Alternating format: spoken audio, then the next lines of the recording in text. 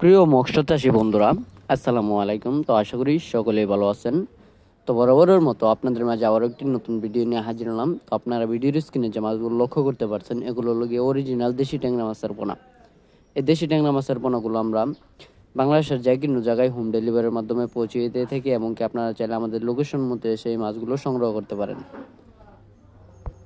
তো আজকে আলোচনা করবো এই দেশি ট্যাংরা মাছগুলো আপনারা কিভাবে পুকুরে চাষ করবেন।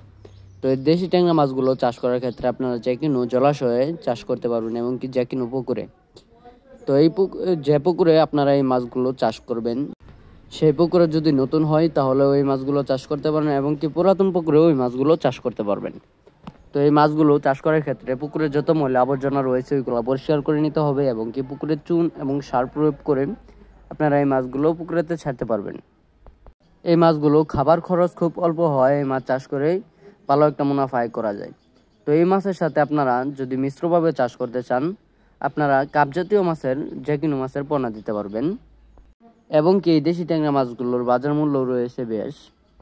তাই তো এই দেশি ট্যাংরা মাছগুলো চাষ করে ভালো একটা মুনাফা আয় করা যায়, এবং কি আপনারা শীতকালে যে মাছগুলো চাষ করে ভালো মুনাফা আয় করতে না পারেন, তারা এই মাছগুলো চাষ করে ভালো একটা মুনাফা আয় করতে পারবেন।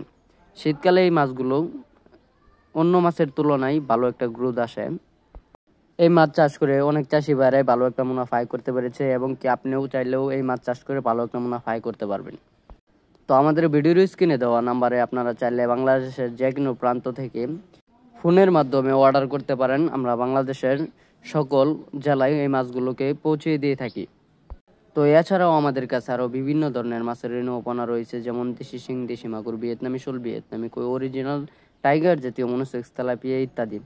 তো যারা মাছের পোনা অর্ডার করতে চান, এখনই আমাদের ভিডিওর স্ক্রিনে দেওয়া নম্বরে কল